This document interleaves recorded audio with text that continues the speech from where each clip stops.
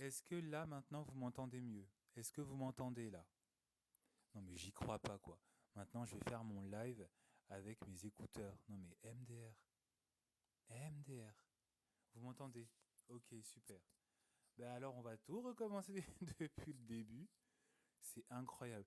Alors, comme je vous le disais dans le vent, je voulais en fait vous souhaiter déjà une bonne année 2026, hein, parce que c'est le premier live que je fais depuis le début de cette année.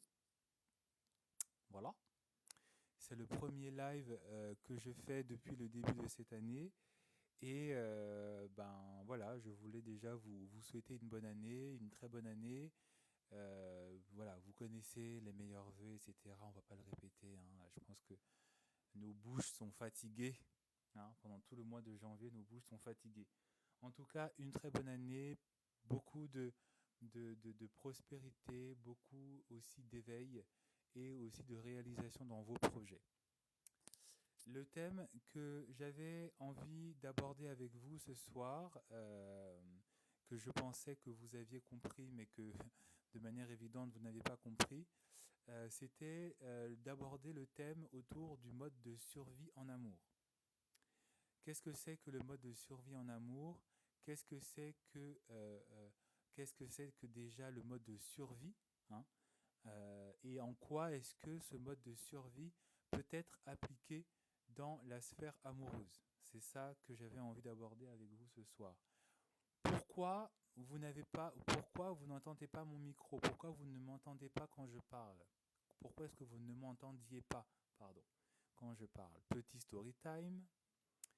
Avant de vous raconter une partie inintéressante de ma vie, je vous invite à tapoter, je vous invite à partager ce live parce que c'est comme cela que l'on gagne en audience.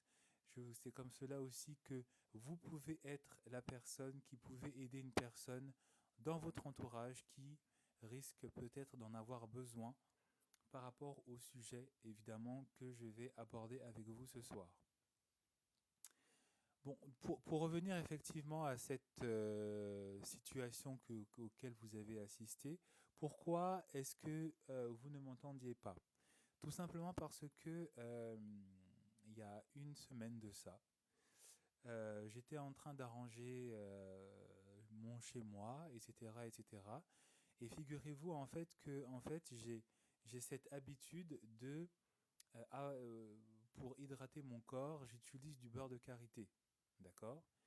J'utilise tous les jours régulièrement du beurre de karité que j'ai acheté voilà, chez un commerçant dans mon quartier qui le vend relativement assez cher. Je crois qu'il est autour de 40 euros. Alors que si je vais au bled, bah, je l'ai gratuit. Voilà.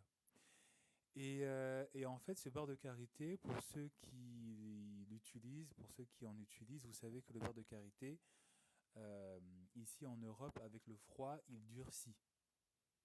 Et en fait, du coup, pour garder quand même un beurre de karité qui est relativement mou, fondu, plus facilement applicable sur mon corps, bah, je le pose en fait sur un chauffage, sur un des chauffages qu'il y a chez moi, pour qu'il soit dans sa forme liquide, sous sa forme d'huile. Et en fait, un soir, j'étais en train d'arranger un petit peu chez moi, et en fait, par inadvertance, je l'ai fait tomber par terre. Donc évidemment, si l'huile de karité est dans sa forme liquide, et vu que le pot était ouvert, bah, tout s'est renversé par terre. Et imaginez dans ma grande intelligence, qu'est-ce que j'avais dans ma poche du haut que je portais, j'avais mon téléphone. Et donc en me penchant sous la surprise, en voulant rattraper l'huile qui s'était répandue sur le sol, mon téléphone, évidemment, mon téléphone est tombé dans la grosse flaque d'huile de beurre de karité. Et bah, évidemment, bah, l'huile est entrée en contact avec le téléphone. Et je pense que c'est ça qui a endommagé et qui continue d'endommager bah, mon micro, qui fait en fait que quand je mets mon téléphone en haut-parleur, je ne peux pas parler. Et du coup, je viens de me rendre compte qu'effectivement, quand je le quand je veux parler, bah, vous ne m'entendez pas à moins que je ne branche ces écouteurs au téléphone. Donc je pense qu'il va falloir que j'investisse soit dans un nouveau téléphone ou que j'investisse dans un micro. Donc j'ai clairement la flemme, mais bon, il va falloir que je m'attelle à tout ça. Revenons à nos moutons, revenons au sujet de ce soir. Qu'est-ce que c'est que le mode de survie?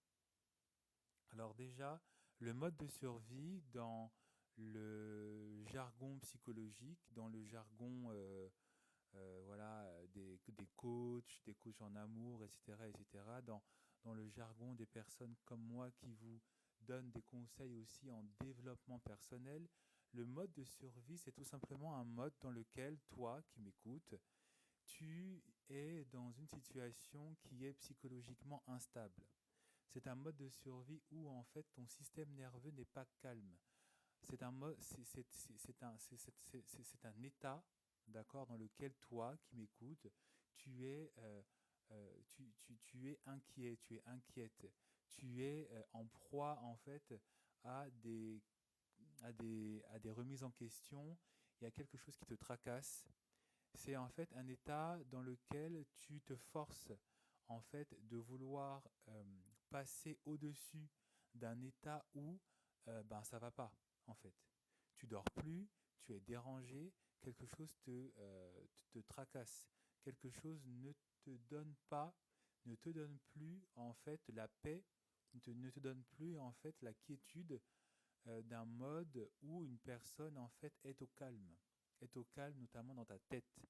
Et c'est un mode de survie, c'est un mode de fonctionnement que l'on remarque beaucoup chez les personnes qui sont des traumatisées, des personnes qui ont vécu des traumas, des personnes qui vivent régulièrement avec leurs traumas et notamment c'est un mode de fonctionnement où une personne est traumatisée tous les jours et donc n'étant pas en capacité de trouver des réponses à sa question, n'étant pas en capacité je ne sais pas comment vous expliquer ça, de retrouver son calme, de retrouver sa paix, elle est obligée d'apprendre à vivre, d'accord, avec ce qui la dérange. Elle est obligée de faire comme si tout allait bien alors que tout va mal, d'accord, et donc elle est en mode de survie. C'est très facile à comprendre, mais j'avais besoin dans un premier temps déjà de vous donner en tout cas la petite définition plus ou moins accessible façon Love Hills pour que vous puissiez comprendre. Donc c'est un état d'esprit où une personne n'est pas au calme parce qu'elle est dérangée, parce qu'elle est perturbée.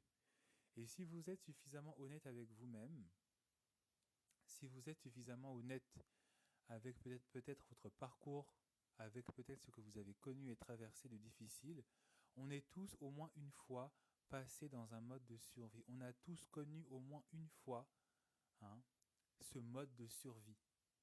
D'accord? après un, après un choc émotionnel, après une rupture amoureuse, après, je sais pas moi, un deuil, après un accident, après quelque chose en tout cas qui nous a perturbés par rapport à notre mental. On a tous au moins une fois connu ce mode de survie. D'accord?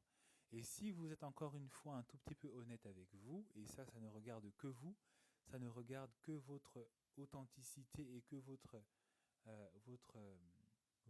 comment dire, votre honnêteté, d'accord, que vous devez avoir avec vous-même, il y a sûrement beaucoup d'entre vous actuellement qui vivez encore dans ce mode de survie.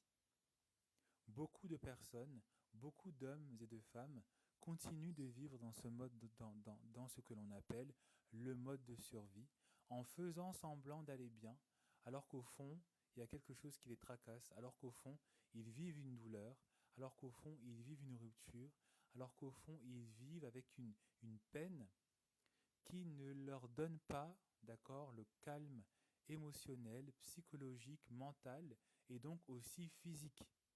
D'accord? Parce que ce que l'on remarque beaucoup dans le mode de survie, c'est que autant il perturbe la personne par rapport à comment est-ce qu'elle se sent dans sa tête, émotionnellement parlant, psychologiquement parlant, mentalement parlant, d'accord? Mais cela se reflète dans la manière avec laquelle la personne vit sa vie. Cela se remarque, cela se reflète dans son corps. Et en général, une personne qui vit dans un mode de survie, c'est une personne qui est constamment stressée, c'est une personne qui n'a pas une hygiène de vie qui est correcte, c'est une personne qui manque de sommeil en général, c'est une personne dont, c'est une personne à qui on voit les signes extérieurs que quelque chose ne tourne pas rond dans sa tête, quelque chose ne va pas. Même si la personne fait semblant d'aller bien, même si la personne fait semblant effectivement d'avoir un rythme de vie qui est bien, cette personne sait, et si vous l'observez, et notamment si vous observez une personne que vous connaissez, vous êtes en capacité de remarquer quand cette personne-là traverse ce mode de survie. D'accord? Et évidemment, c'est un mode de survie qui n'est pas viable au long terme. C'est un mode de survie qui finit par affecter votre santé mentale, mais aussi votre santé physique. Et si vous ne faites pas attention, c'est un état d'esprit qui, petit à petit, peut même être engageant par rapport à votre pronostic vital, parce que c'est ça qui va créer le stress. Qui dit stress dit cortisol. Qui dit cortisol dit un corps qui ne fonctionne pas, qui n'est pas au calme, et donc qui n'est pas en capacité de se reposer quand il faut, de fonctionner normalement quand il faut, et de rentrer vraiment dans ce cycle où il y a l'effort et le repos, hein, la récupération et effectivement la production d'efforts et d'énergie. Hein. Je ne suis pas médecin, mais je pense que si une personne du corps médical entendait ce que j'étais en train de vous dire, elle serait totalement, je l'espère, d'accord avec tout ça. Et donc, autant dans la vie, on va dire, ordinaire, le mode de survie a une influence par rapport à votre santé mentale, etc., autant le mode de survie se retrouve aussi en amour. Autant le mode de survie chez une femme, chez un homme, se ressent aussi dans sa manière de vivre ses relations amoureuses. Et c'est ce dont j'avais envie d'aborder avec vous ce soir, parce que, encore une fois, que vous soyez conscient ou pas, que vous soyez honnête avec vous ou pas, beaucoup d'entre vous, beaucoup d'entre nous, nous avons connu, nous connaissons peut-être pour ceux qui y sont encore, et si vous ne le connaissez pas, vous allez le connaître parce que vous allez un jour, je ne vous le souhaite pas, mais c'est ainsi que la vie est ainsi faite, hein, vous allez connaître ce que l'on appelle, ce que moi j'appelle, le mode de survie amoureux. Et c'est un mode de survie qui est très dangereux, autant pour vous-même, mais aussi autant pour les autres, autant notamment pour votre partenaire. Mais c'est un mode de survie qui peut être bénéfique pour l'autre qui est en face de vous, si évidemment cette personne vient avec des mauvaises intentions. Et c'est dans ces deux parties que je vais traiter de ça avec vous. La première partie, ce sera évidemment la partie où le mode de survie est mauvais pour vous et pour l'autre. D'accord ? Et la deuxième partie, ce sera effectivement la partie où le mode de survie est tout aussi négatif pour vous, mais il est bénéfique pour l'autre parce qu'il vient avec de mauvaises intentions. Est-ce que l'on peut tapoter sur l'écran, s'il vous plaît, pour monter très rapidement, mais très rapidement, aux 5000 j'aime. Parce que nous sommes à peu près 20 personnes connectées et je ne comprends pas pourquoi nous sommes à 2000 likes. Donc je vous fais confiance, hein. N'hésitez pas à tapoter, n'hésitez pas aussi à partager encore une fois pour apporter peut-être cette information à une connaissance, à une amie, à un frère, un cousin, ou une tante, une oncle, votre père, votre mère, je sais pas. Merci beaucoup. Pourquoi est-ce que le mode de survie, merci beaucoup KS Beauty, pourquoi le mode de survie est un mode de survie qui est négatif pour vous, mais aussi pour votre partenaire en amour? C'est tout simplement parce que le mode de survie, comme je vous l'ai décrit, ce n'est pas un mode ce n'est pas un mode qui est viable. Ce n'est pas un mode qui est sain, d'accord, pour votre corps.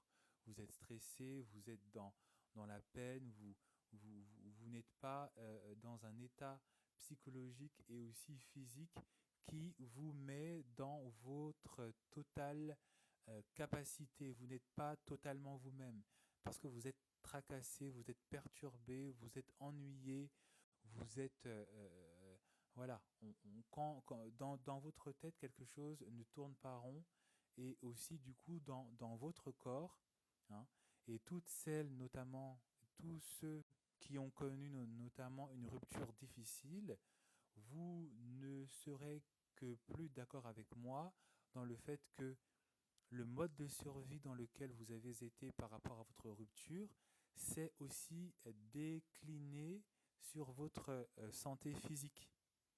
Quand une personne connaît une rupture amoureuse, d'accord, surtout quand c'est une rupture amoureuse qui est douloureuse, difficile, surtout quand c'est une rupture amoureuse quand vous sortez d'une relation qui est toxique, quand vous sortez d'une relation où vous étiez fusionnel, hein, quand vous étiez avec une personne dans laquelle c'était un lien traumatique, voilà, vous êtes dans un état de mode de survie parce que vous traversez la rupture non pas comme quelque chose de sain, mais vous traversez la rupture comme un combat. Vous traversez la rupture comme si vous étiez en train de vous battre avec vous-même. Et donc, le mode de survie, il est mauvais pour vous parce que cela se reflète sur votre état psychique et mental, hein. Vous dormez pas, vous ressassez, vous ruminez, vous êtes en train de rejouer les mêmes scènes, vous êtes en train parfois de parler tout seul, vous êtes en train de repenser à comment est-ce que ça s'est passé avec votre partenaire, de ce que vous auriez dû dire, de ce que vous n'auriez pas dû dire, de ce que vous auriez pu peut-être dire à ce moment-là. Vous êtes en train de revivre constamment les choses. Vous ne dormez pas. Vous faites des cauchemars. Vous revivez la rupture. Vous revivez la honte. Vous revivez la douleur. Vous revivez, hein, voilà, le sentiment de tristesse. Vous ressentez la peur.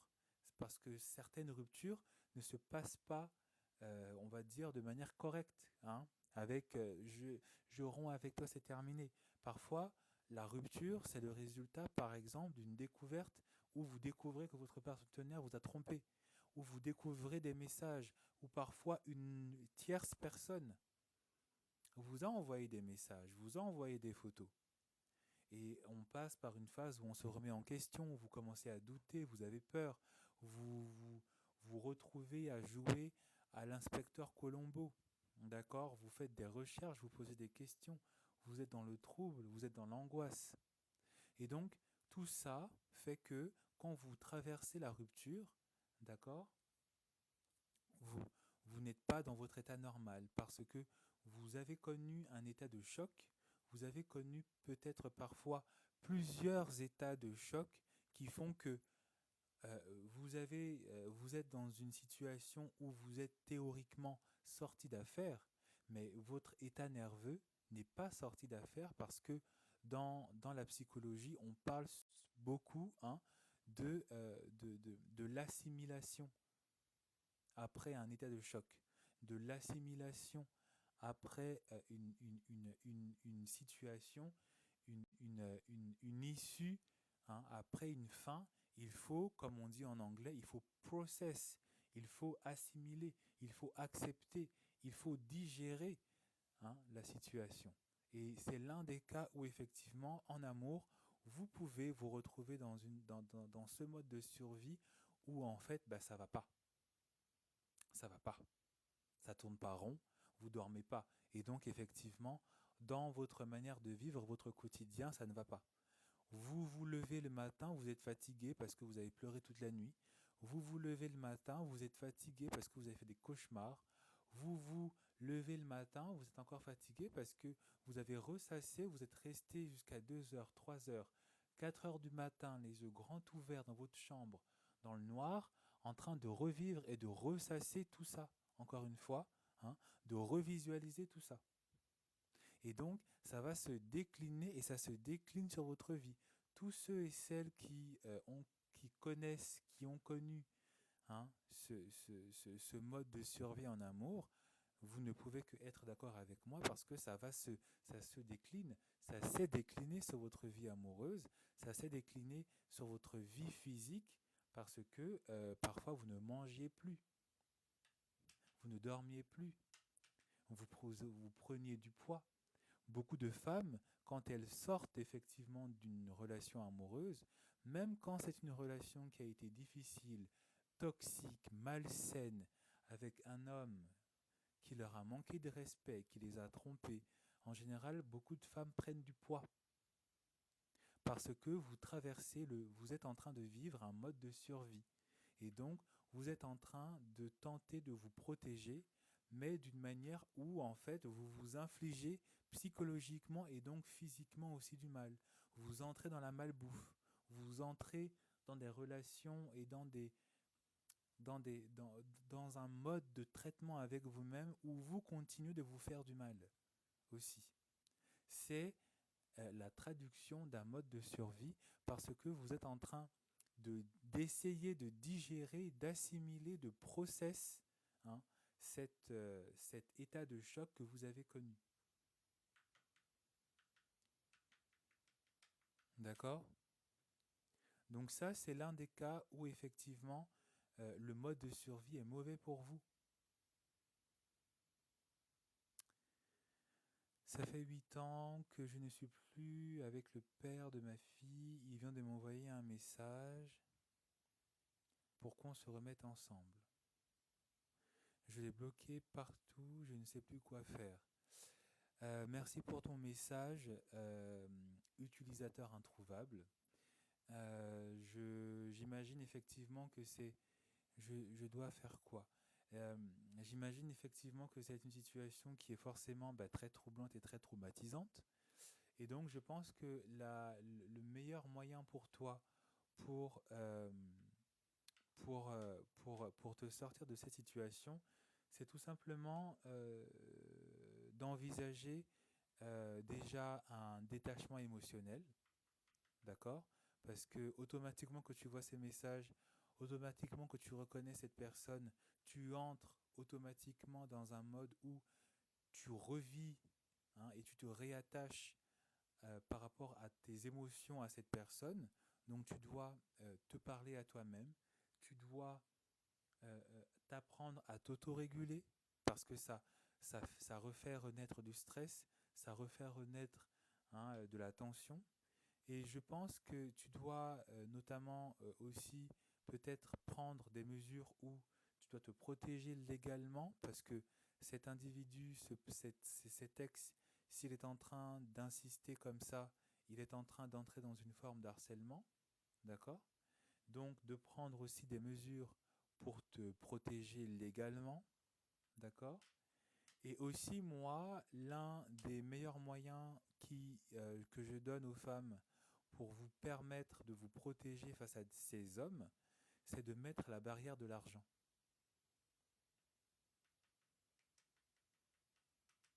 Utilisez la barrière de l'argent. Parce que la plupart des hommes, et notamment ces hommes-là, qui reviennent avec des mauvaises intentions, parce que cet homme, utilisateur introuvable, cet homme, cet ex qui revient, il ne vient pas pour de bonnes raisons, il revient pour avoir accès à toi. Il revient pour te manipuler, il revient pour te refaire vivre des choses traumatiques, mais la barrière de l'argent. Demande-lui de grandes sommes d'argent. Demande-lui de t'aider, hein, avec des sommes d'argent. Demande-lui de jouer le rôle d'homme qui n'a pas été en capacité de de jouer quand il était avec toi. Envoie-lui un lien PayPal, envoie-lui ton Lydia, envoie-lui, je sais pas moi, ton RIB, et tu lui demandes une grande somme d'argent. Si tu veux revenir dans ma vie, tu as intérêt à m'envoyer 10 000 € cash, right away. Et en général, vu que ce sont des hommes qui n'ont pas d'argent, vu que ce sont des hommes aussi qui sont de bons et de gros parleurs, et vu que ce sont des hommes qui ne sont pas en capacité d'investir sainement dans une personne, en général, il va finir par te laisser tomber. Après, si ton ex est riche, tu prends l'argent et tu le bloques.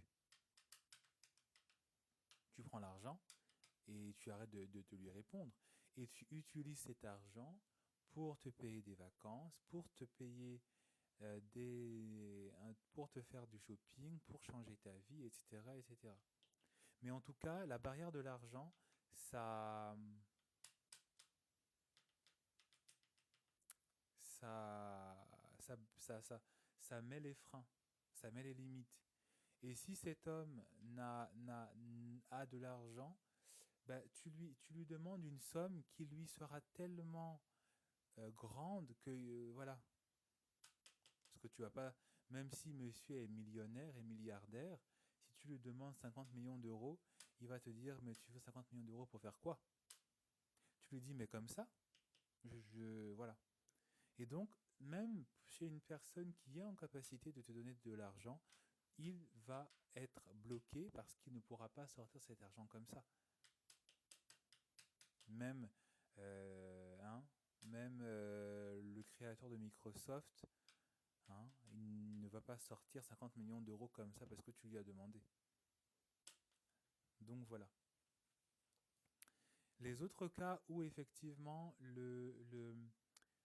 ton mode de survie est peut-être nocif pour toi, c'est quand tu n'es pas dans un mode d'attachement qui est sain. Ce que l'on n'ose pas vous dire souvent, c'est que votre mode d'attachement traduit du fait de savoir si vous êtes dans un mode de survie ou pas en amour. Pourquoi ? Parce que, comme je vous l'ai dit, quand vous êtes dans un mode de survie en amour, vous êtes stressé, vous n'êtes pas bien. Et la plupart du temps, quand on est dans ce mode de survie, on recherche une forme d'apaisement, on recherche une forme de sécurité. D'accord ? Et si tu es dans un mode de survie dans ta relation amoureuse, cela veut tout simplement dire que ton mode d'attachement n'est pas sain. Tu es soit dans un mode d'attachement qui est anxieux, donc tu te poses des questions, tu as peur, tu as besoin d'être rassuré, tu es omniprésente, d'accord ? Tu poses des questions, ça va, je te dérange pas, je pense à toi, tu penses que ce que tu dis, ce que tu fais est mal, tu penses que cet homme, il va te tromper. Voilà, tu n'es pas dans un mode d'attachement où tu es sécure, où tu es en paix avec toi-même et où donc, en finalité, tu seras aussi dans un mode d'attachement qui sera sain avec l'autre en face. D'accord ? Et quand vous êtes dans un mode d'attachement qui est anxieux, d'accord ? Vous n'êtes pas dans un mode sain de survie. Vous n'êtes pas dans un mode, enfin, vous n'êtes pas dans un mode calme. Vous n'êtes pas dans un mode sain, hein, dans votre manière de vivre votre amour. Vous êtes vous étiez dans une situation d'urgence, hein, d'où le mode de survie.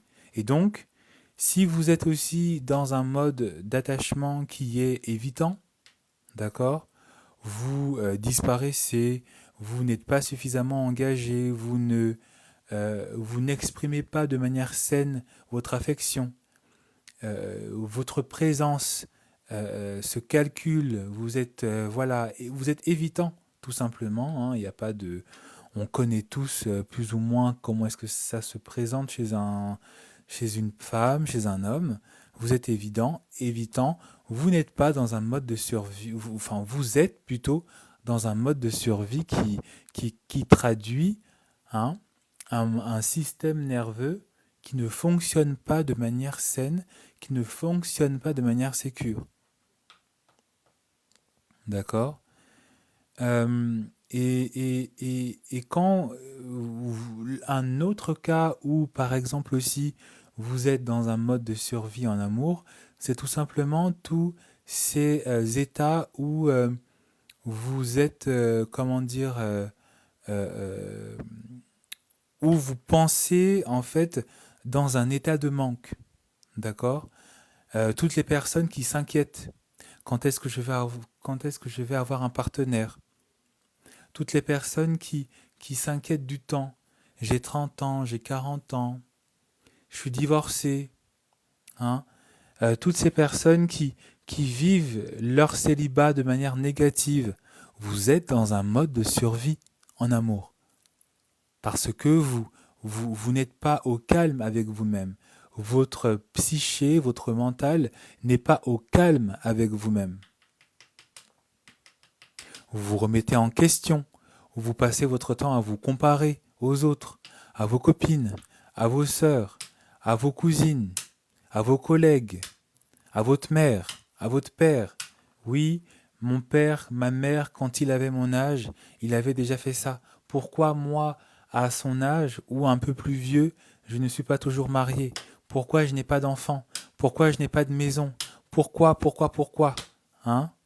Vous êtes dans un mode de survie en amour, parce que vous n'êtes pas au calme, parce que vous êtes en train de vous remettre en question, parce que vous êtes en train de vous torturer le cerveau avec des questions qui ne vous apportent que des doutes, que des peurs, que des craintes, que des états de comparaison, et surtout vous êtes en train de faire naître en vous du stress, du cortisol. Hein. Vous êtes en train de parler négativement de vous-même, vous êtes en train de penser négativement sur vous-même. Et donc tout ça finit aussi par être parfois négatif chez l'autre, pour votre partenaire, pour ce prétendant qui vient vous draguer. C'est négatif aussi pour l'autre parce que vous ne vous présentez pas sous votre meilleur jour. C'est négatif chez notamment une personne en couple parce que vous êtes, comme je l'ai dit, dans un mode d'attachement anxieux ou évitant. Vous ne vivez pas votre relation de manière honnête, calme et sereine. Vous êtes soit tout le temps en train de poser des questions, de douter, de craindre, il va me quitter, il va me tromper, il va partir. Ou c'est vous qui taillez, c'est vous qui fuyez, c'est vous qui n'êtes jamais là, vous trouvez des excuses. L'autre, il a envie de créer un lien avec vous. L'autre, il est en train de vous manifester de l'amour. Et puis, c'est vous qui êtes la grande muraille de Chine. Aucune expression. Bébé, je t'aime. Remis pendant 4 heures de temps. Il fait quoi? On ne sait pas. Elle est où? On ne sait pas. Tu vois le message, tu dis, oh, tu laisses ça là-bas. Mode de survie. Incapacité à formuler ses émotions. Incapacité à être dans la réciprocité. Autant chez l'homme, parce que beaucoup d'hommes sont évitants, mais aussi chez la femme. Et donc, le partenaire, le conjoint aussi, parfois, n'est pas face à une personne qui fonctionne de manière, on va dire, correcte, normale, de manière saine.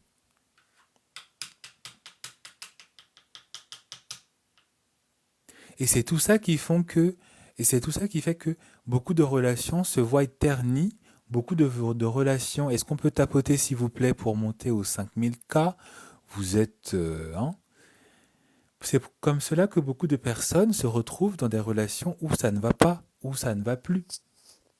C'est comme ça que beaucoup de personnes aussi qui sont dans ce mode de survie se bloquent des portes parce que ils ou elles n'ont pas appris effectivement à faire le travail sur eux-mêmes pour se calmer, pour s'autoréguler, pour être parfois conscients aussi qu'ils sont en train de vivre dans un mode de survie. C'est pour ça que j'ai dit en début de ce live que beaucoup d'entre vous, vous êtes peut-être potentiellement dans ce mode de survie sans vous en rendre compte. Et si c'est le cas, il est peut-être temps pour vous de commencer à vous rendre compte du mode de survie dans lequel vous êtes par rapport à votre relation, par rapport à vos relations amoureuses, par rapport à votre vie sentimentale. Parce que le mode de survie, ce n'est pas juste t'es stressé, tu vis mal.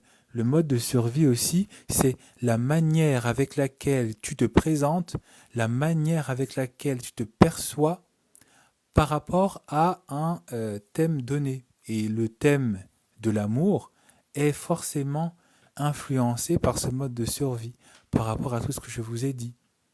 Hein. Que tu sois célibataire ou pas, tu es peut-être dans un mode de survie qui te fait vriller. Folle. Il y a beaucoup d'hommes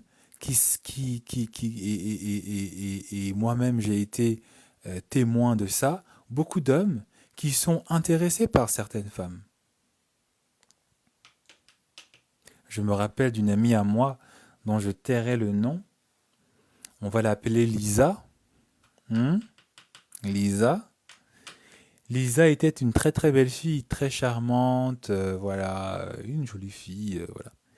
Mais Lisa était en mode de survie amoureuse.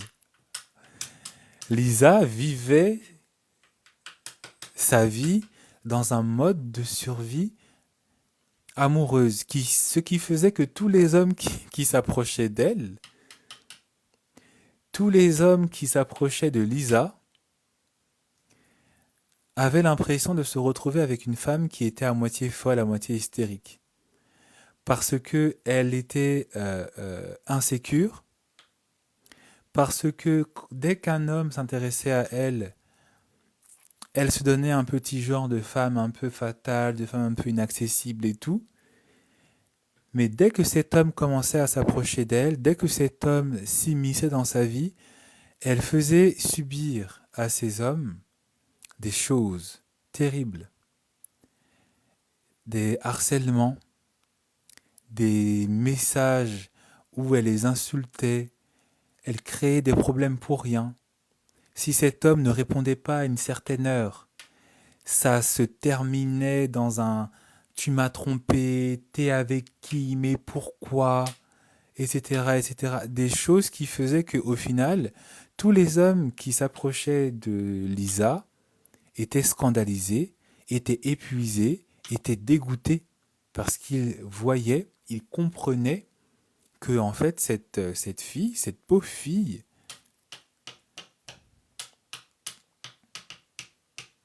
était dans un mode de survie en amour. Elle n'était pas suffisamment sécure avec elle-même, elle n'était pas dans un mode de paix avec elle-même, elle n'avait pas déjà avec elle-même un rapport sain, et donc ses relations amoureuses étaient entachées par cette agitation psychologique, par cette agitation due à des traumas, par un passé qui continuait de la hanter, qui hantait aussi ses relations présentes parce qu'elle revivait, d'accord, elle revivait, elle ressassait des troubles, elle ressassait des blessures de l'enfance sûrement, familiales certainement, dans son présent et dans sa relation avec les différents hommes qu'elle rencontrait. Et donc, c'est pour vous montrer qu'au final, cela finit et finira si vous ne faites pas le nécessaire pour vous transformer, pour vous accepter, pour vous sortir de ce mode de survie, cela va se déteindre, va se décalquer sur vos relations amoureuses. Et donc parfois, vous allez tomber devant une personne qui est peut-être faite pour vous, mais comme vous êtes traumatisé, vous êtes agité, vous êtes dans la douleur, vous êtes dans l'anxiété, vous êtes dans l'évitement, vous êtes dans la comparaison, vous ne vous aimez pas, vous doutez, vous ne vous estimez pas digne de vivre le meilleur, etc., etc., bah vous passez peut-être à côté d'un don Juan, de l'homme qui est potentiellement le père de vos enfants, l'homme de votre vie parce que vous êtes agité. On vous voit, on dirait une folle. On vous voit, on dirait que vous sortez de la prison d'Azkaban dans Harry Potter. Folie sur vous. Parce que votre manière de vous comporter, votre manière de vous présenter, votre manière aussi de traiter l'autre, fait que l'autre, il se dit, bon ben moi je reste pas avec ce fou. Et je parle aux femmes comme je parle aux hommes.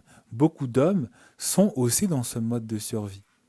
Tous les hommes qui sont des jaloux, là, les jaloux maladifs, les tarés du coin, là, hein, les pourchasseurs, les harceleurs, ce sont des personnes qui sont dans des modes de survie en amour.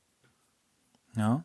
Tous les hommes qui pourchassent, hein, qui insultent les femmes, leurs copines, tu es où, tu fais quoi, tu t'habilles comme une PUTE, mode de survie, folie, t'as attrapé mon frère, faut aller te soigner.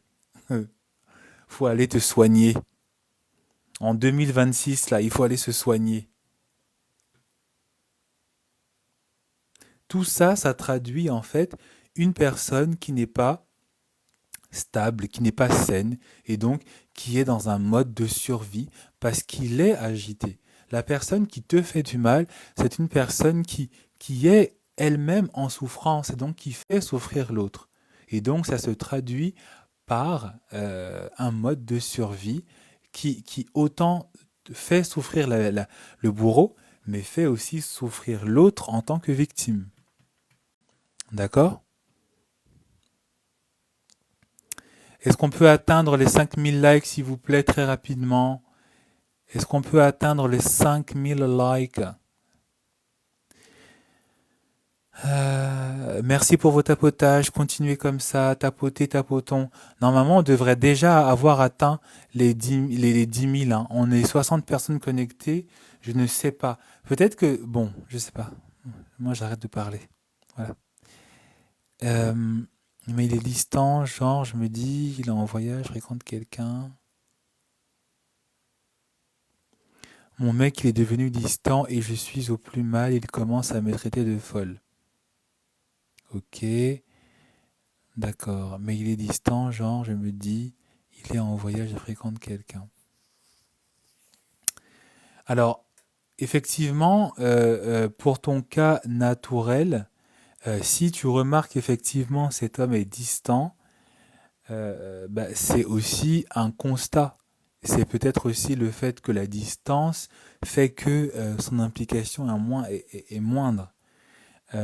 Et je pense que tu dois aussi être dans cette forme de résilience où en fait la distance va forcément, et tu dois en être conscient, doit forcément créer un éloignement, une atténuation dans l'intérêt et potentiellement la fidélité aussi que va te donner cet homme. Mais c'est quelque chose que je vais commencer à demander aux femmes, c'est d'arrêter en fait de réfléchir que avec les sentiments, d'arrêter de penser, de considérer en fait vos hommes juste par rapport à vos sentiments. Il faut aussi commencer à vous demander, mais est-ce que cet homme que j'aime m'apporte quelque chose dans ma vie? Est-ce que cet homme qui est parti loin, est-ce qu'il m'a laissé avec de l'argent? Est-ce qu'il m'a laissé avec de quoi apporter, faire soutenir aussi l'amour que je suis censé ressentir pour lui? Parce que toi, naturel, hein, cet homme, il est distant, cet homme, il est potentiellement en train de vivre sa meilleure vie. Mais il t'a laissé avec quoi? Il t'a laissé avec quoi? Et depuis qu'il est là-bas, en train de vivre sa meilleure vie, il t'envoie quoi? Il t'envoie quoi? Parce que si même de manière émotionnelle, il n'est pas en capacité d'assumer et d'assurer une certaine sécurité, ça sert à quoi ça sert à quoi de t'agiter, de t'attacher? il est en train de faire le jeu de la distance, toi aussi, tu fais le jeu de la distance. Toi aussi, tu te donnes toutes les opportunités pour être heureuse et pour rester heureuse avec un homme plus riche, plus beau et aussi plus proche. Parce que si cet homme commence à te traiter de folle, c'est parce qu'il sent et il sait que c'est de sa faute. Mais comme il n'est pas en capacité de t'apporter la sécurité émotionnelle qu'il te doit, ben voilà, il t'accuse de folle, il t'accuse de névrosée, la folle du coin, Baba la crazy, hein, la folle avec ses 40 chats qui rigolent. On ne sait pas pourquoi, mais elle rigole. Hein, comme, comme certaines personnes que l'on voit malheureusement dans nos rues, qui parlent tout seuls, qui disent des choses parfois incohérentes. Mais c'est de sa faute. Et donc, si cet homme n'est pas en capacité d'assumer et d'assurer une sécurité émotionnelle, ton intérêt n'y est plus. Ton attachement n'y est plus. Parce que normalement, un homme, quand il est distant géographiquement avec toi, il doit te donner des moyens d'assumer et d'assurer une certaine sécurité qui doit passer par le matériel, par l'argent, par un intérêt, par des pensées, par des cadeaux, par des messages. Et si il est distant, tu dois comprendre qu'il est peut-être temps pour toi d'aussi prendre tes distances et de t'orienter vers un homme qui sera en capacité de te traiter à ta juste valeur, de t'apporter et la sécurité émotionnelle, mais surtout aussi la sécurité matérielle. Parce que je ne pense pas que cet homme qui te traite de folle est un homme qui te fait des virements de 2000 euros, de 3000 euros, est un homme qui t'envoie des fleurs, des cadeaux, et qui écoute tes problèmes et qui te dit, écoute bébé, je vais... même si géographiquement je suis loin, je veux continuer à être cet homme qui investit en toi parce que je veux qu'on reste côte à côte et en contact malgré les kilomètres, malgré la distance, malgré l'espace qui nous sépare. Et c'est la nouvelle réflexion aussi, le nouveau mindset que vous devez avoir, mesdemoiselles, mesdames, et aussi certains messieurs, dans la manière avec laquelle vous traitez vos relations quand vous êtes avec un homme.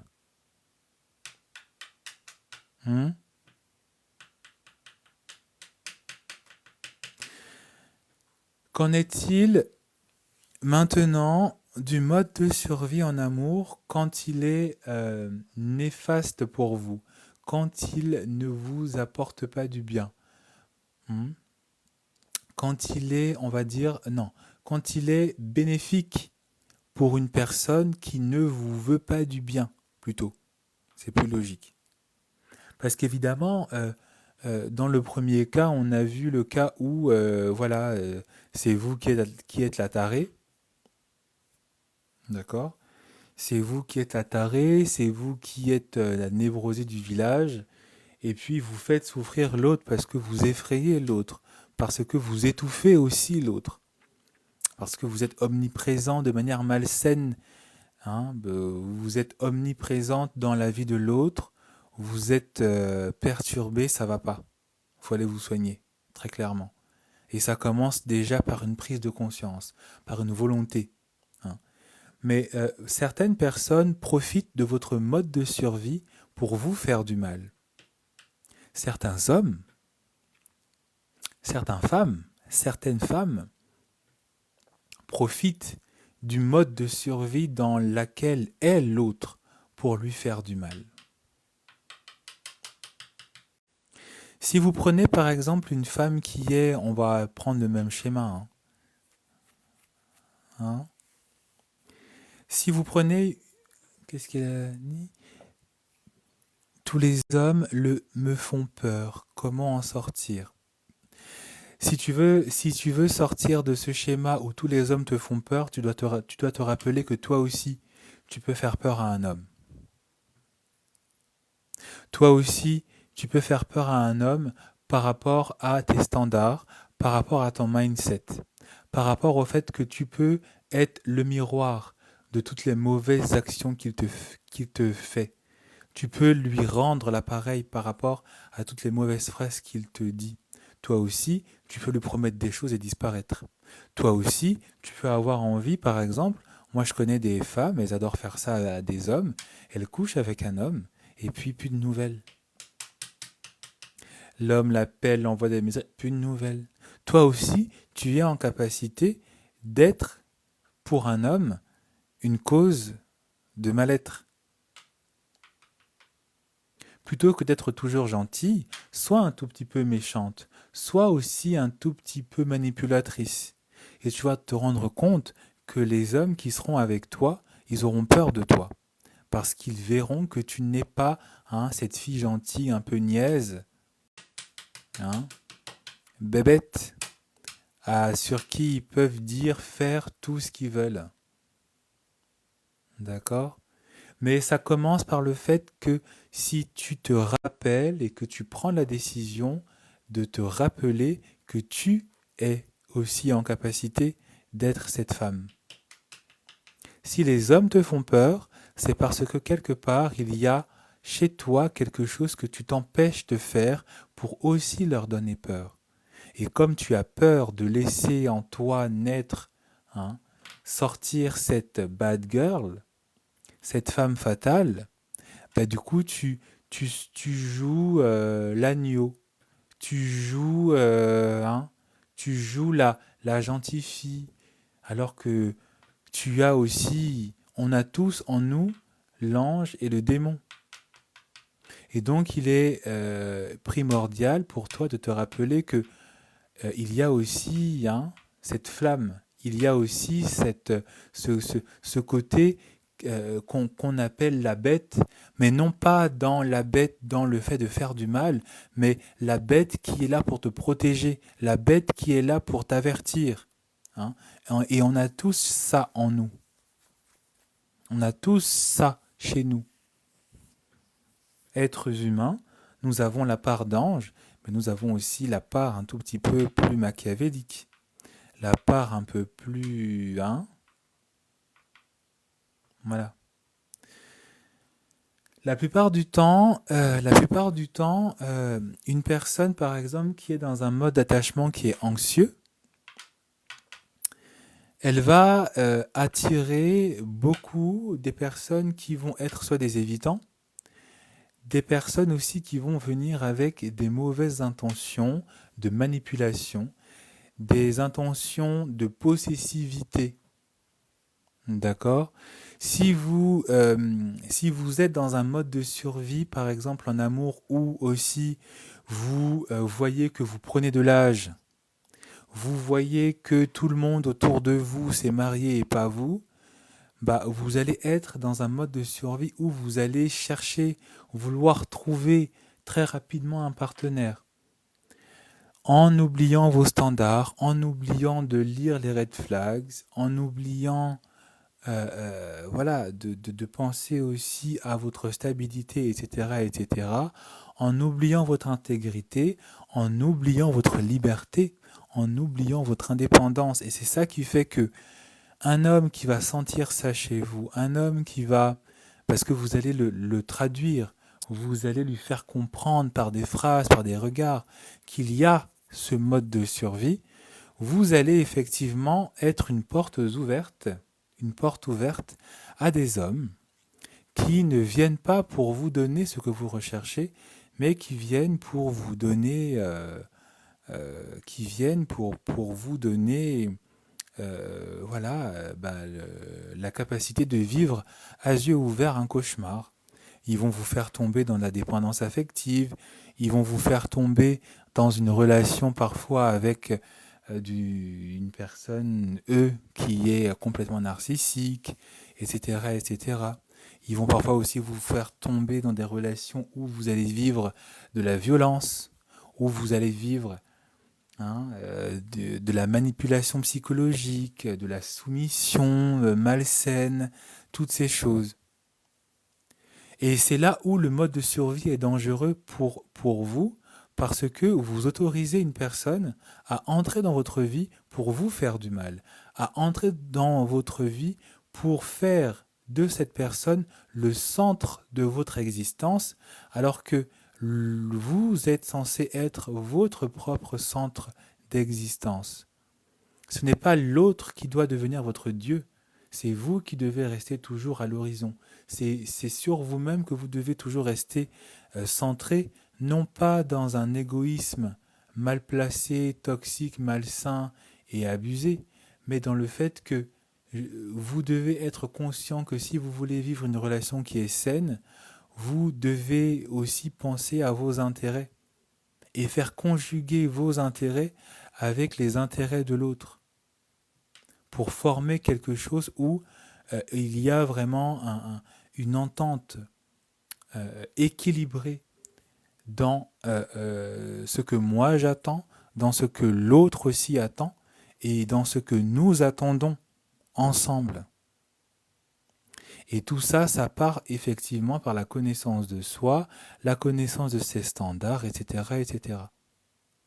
Et si vous êtes dans ce mode de survie, vous allez faire totalement abstraction de ce qui constitue vos standards, vos attentes, votre vision du couple, parce que vous allez en fait assimiler, accepter, ingurgiter les attentes de l'autre. Vous allez exécuter les attentes de l'autre en vous oubliant vous-même et donc en vous rendant complètement manipulable, malléable par les désirs malsains, toxiques de l'autre.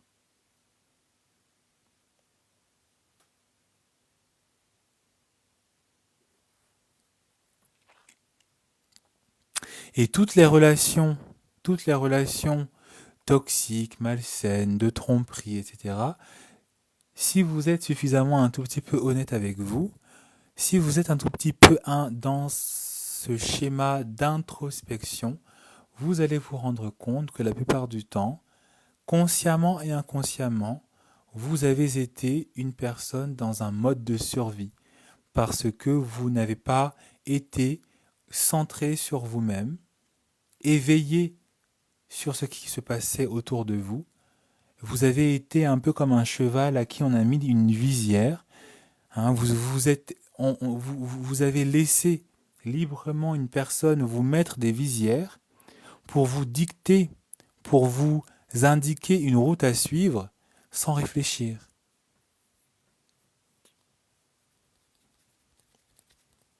Sans réfléchir. Et c'est en cela, en fait, que le mode de survie en amour est très négatif aussi pour vous, hein, et donc bénéfique pour l'autre, parce que vous n'êtes plus maître de vous-même. Vous donnez votre indépendance, vous donnez votre existence, en fait, à une autre personne qui fait de vous ce qu'il veut. Et la plupart du temps, ça se finit, comme on le connaît souvent, par des abus, par voilà, des scandales, par le fait aussi souvent que l'autre ne vous considère même pas, sans forcément aller dans des choses graves. Regardez toutes ces femmes, regardez toutes ces filles, toutes ces femmes qui, par exemple, se mettent en relation avec des mecs, mais ces mecs-là ne les considèrent pas vraiment. Ces mecs-là les utilisent juste soit que pour coucher, ces mecs-là les utilisent juste en attendant qu'ils trouvent une meilleure personne. Et puis quand cet homme trouve une femme qui a du caractère, une femme qui sait ce qu'elle veut, une femme qui n'accepte pas tout n'importe quoi, une femme qui ne laisse pas cet homme l'approcher avec rien, bah cet homme, il vous lâche pour aller vers elle.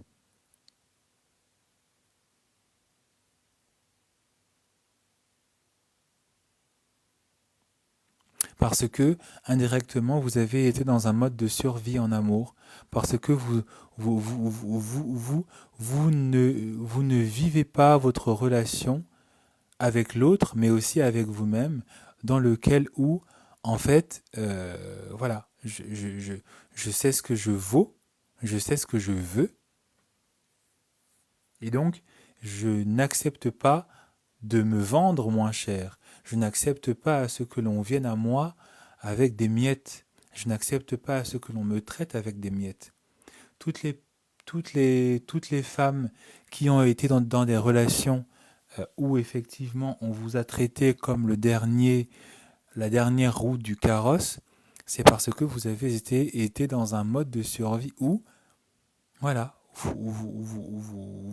vous êtes oublié dans cet amour, vous vous êtes voué corps et âme à un homme, en oubliant aussi que vous aviez des intérêts, vous aviez des attentes, et que vous ne pouviez pas donner le beurre, l'argent du beurre, le titre de propriété, la vache, le lait de la vache, la fermière, son jupon et tout ce qui s'y contient, gratos. Idéaliser un homme pour rien. Penser que parce qu'un homme, il vous donne de l'attention, c'est bon, ça y est, c'est l'homme de ma vie. Il n'a rien fait. Payer un homme, héberger un homme, hein. Accepter un homme alors qu'il est dans une condition où il n'est même pas en capacité de prendre soin de lui. Toutes ces femmes-là qui font ces erreurs, toutes ces femmes qui continuent de faire ces mêmes erreurs, tout ça, ça traduit en fait que la femme qui accepte ça, qui tolère ça, est dans un mode de survie.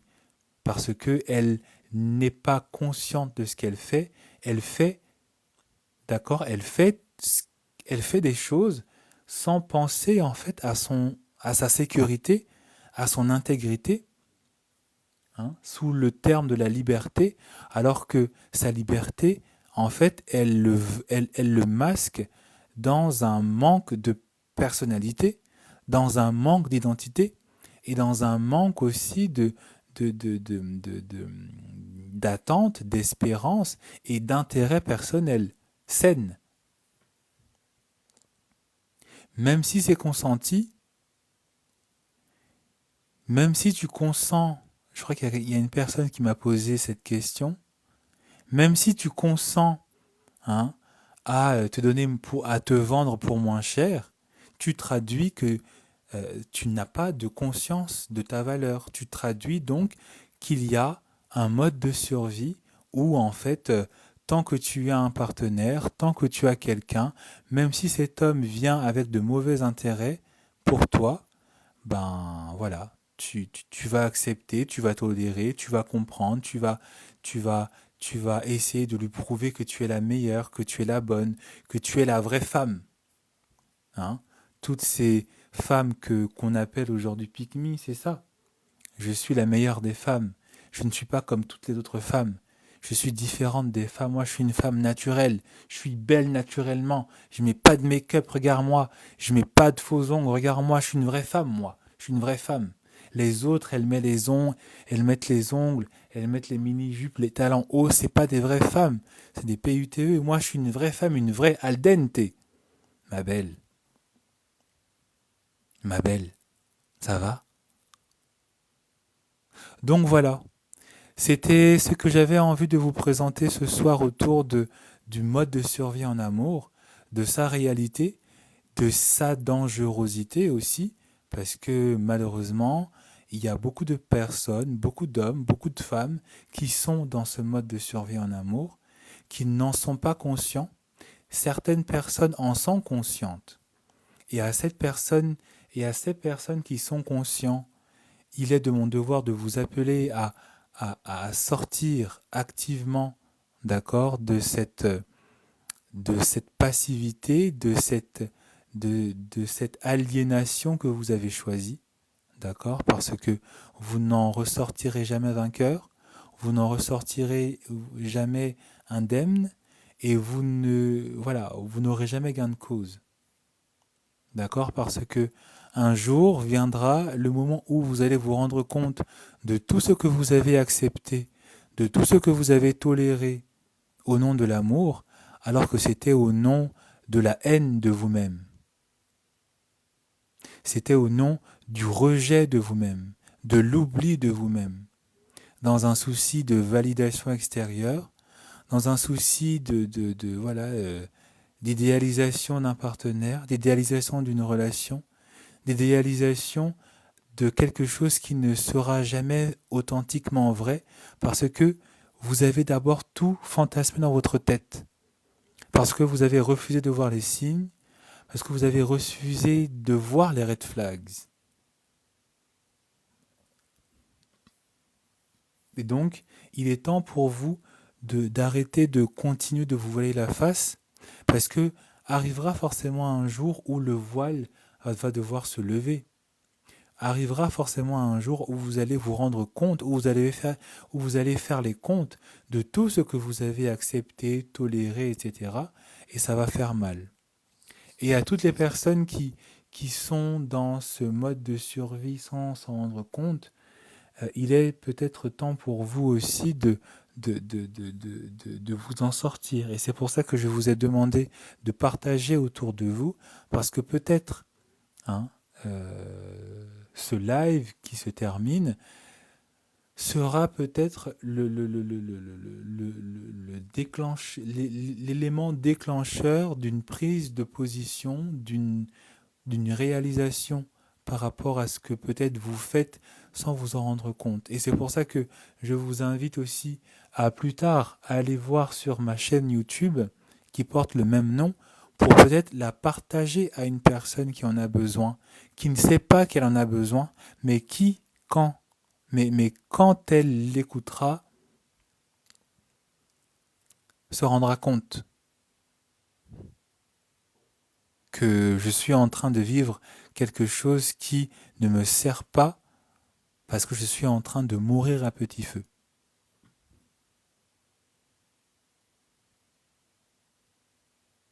D'accord ?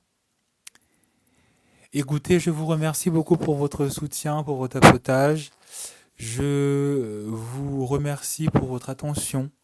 J'espère en tout cas que ce que je vous ai dit et ce que je vous ai amené là vous a ouvert les yeux. Et je vous dis à très bientôt pour un prochain live. Bonne soirée.